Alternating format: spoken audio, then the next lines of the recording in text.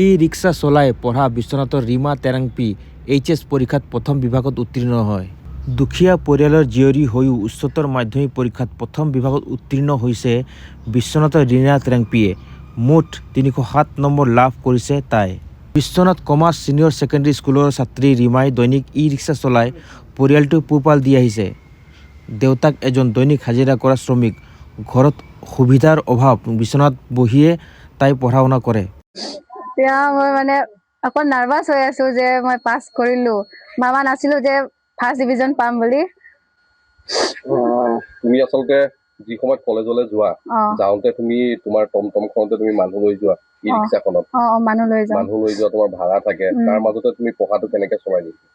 পঢ়াটো বহুত কষ্ট বাৰু, হ'লেও মেনেজ কৰিলো, উপায়তো নাই বেলেগ। তুমি ই ৰিক্সা যে চলোৱা কিহৰ কাৰণে চলোৱা?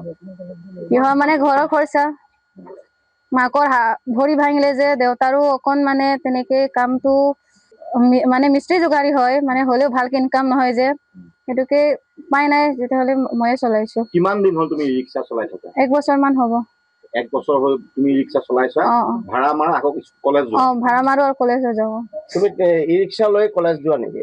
ই ৰিক্সাৰে কলেজ যাওঁ, কলেজৰ পৰা বজাৰ। আৰু পঢ়া কোন সময়ত তুমি? পঢ়াৰ মোৰ মানে টাইমিং নাই, মানে কেতিয়াবা ৰাতিপুৱা আৰু ৰাতি তেনেকে।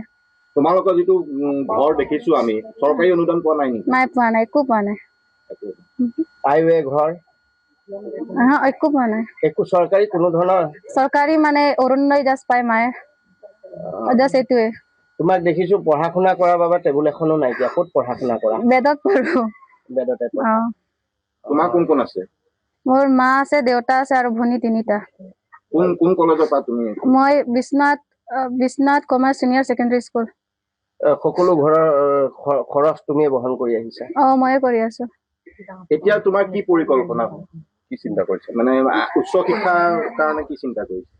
জাষ্ট মোৰ মতে এতিয়া পইচা ইনকাম কৰিব লাগে, সেইটোৱে। ঘৰৰ মানে বহুত অসুবিধা হৈছে। পঢ়া শুনা কি কৰিবা তুমি? পঢ়া শুনা কৰিম, মানে ভাবিছো বিকমটো নকৰিম। কি নকৰা? মানে ভাবি আছো ডিপ্ল'মা কিবা কৰিম। বেলেগ লাইনত? বেলেগ লাইনত।